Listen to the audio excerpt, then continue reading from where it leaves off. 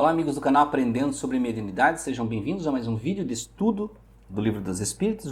Estamos aqui no capítulo final, Penas e Gozos Futuros. Vamos entrar no subtítulo Ressurreição da Carne. Tá? A questão 1010. O dogma da ressurreição da carne, ou seja, o dogma, né, que é aquela interpretação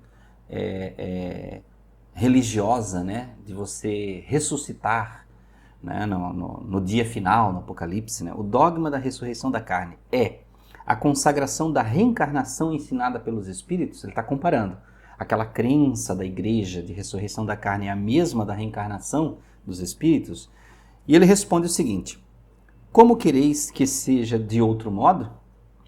Essas palavras, como tantas outras, não parecem insensatas aos olhos de certas pessoas, senão porque as tomam ao pé da letra. Por isso conduzem à incredulidade. Mas dai-lhes uma interpretação lógica, e aqueles que chamais livres pensadores as admitirão sem dificuldade. Precisamente porque eles refletem. Porque não vos enganeis, esses livres não vos enganeis, esses livres pensadores não desejam mais do que crer. Eles têm, como os outros, talvez mais que os outros, sede do futuro, mas não podem admitir o que é contestado pela ciência. A doutrina da pluralidade das existências está conforme a justiça de Deus.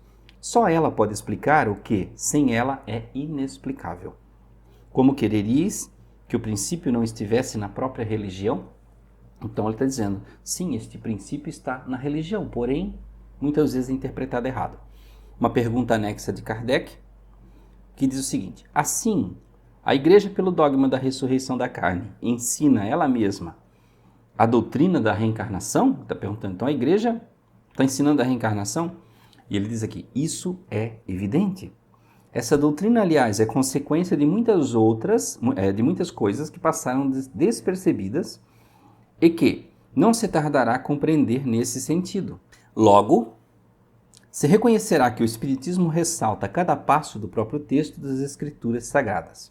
Os Espíritos não vêm, pois, destruir a religião, como alguns pretendem, mas, ao contrário, vêm confirmá-la, sancioná-la por provas irrecusáveis.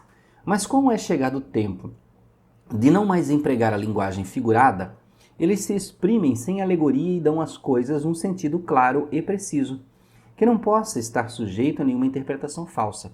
Eis porque, dentro de algum tempo, tereis mais pessoas sinceramente religiosas e crentes que não tendes hoje. Então veja que ele está dando a interpretação aqui da questão da reencarnação.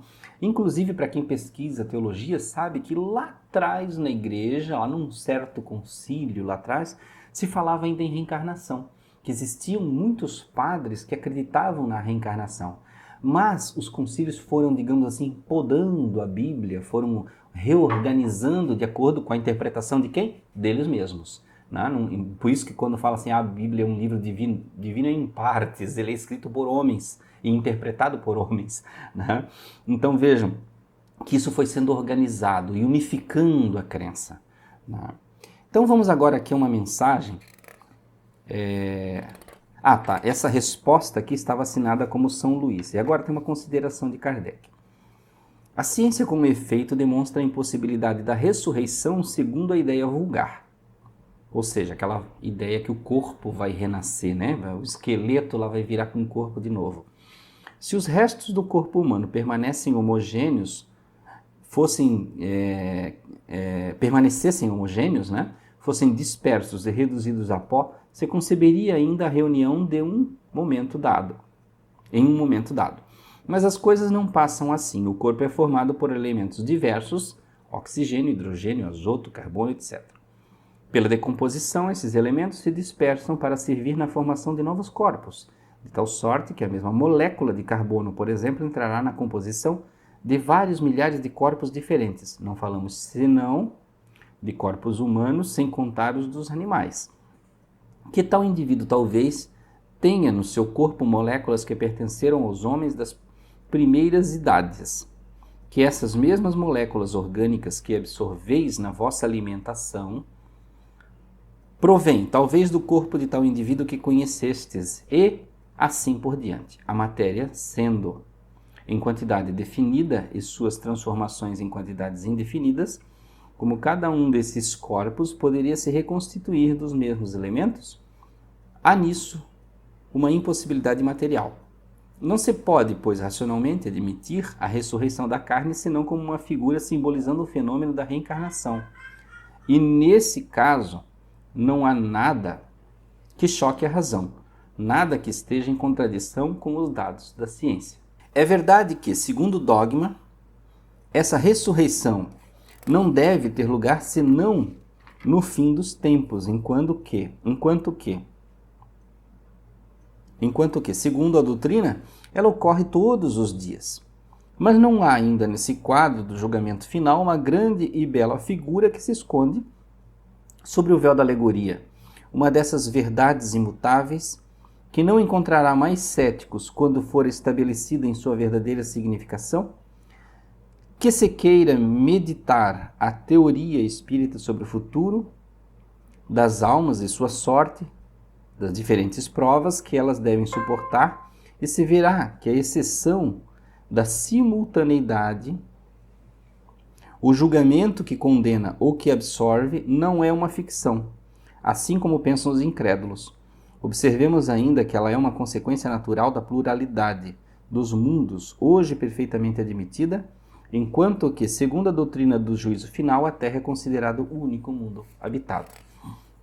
Então, quando se fala aqui fim, vejam que em textos bíblicos, né, quando se fala em fim dos tempos, você considera que o universo todo é resumido à Terra. Né? O mundo acabou o universo.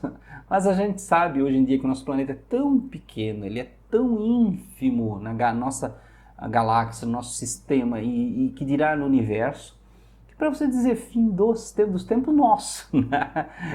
E existem muitos tipos de transformação que Kardec demonstrou, desde a orgânica, mas se você considerar que nós estamos falando aqui de espírito, é o espírito que ressurge, né, que faz a sua ressurreição, ou seja, morre e ressurge em espírito, assim como Jesus ressuscitou.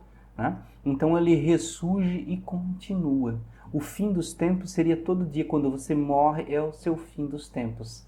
E aí você ressurge e assim reaprende, não tem uma pena eterna. Se assim fosse, Deus seria um carrasco. Então vamos parar por aqui esse estudo, para continuar no próximo, no Paraíso, Inferno e Purgatório, na questão 1011. Até a próxima.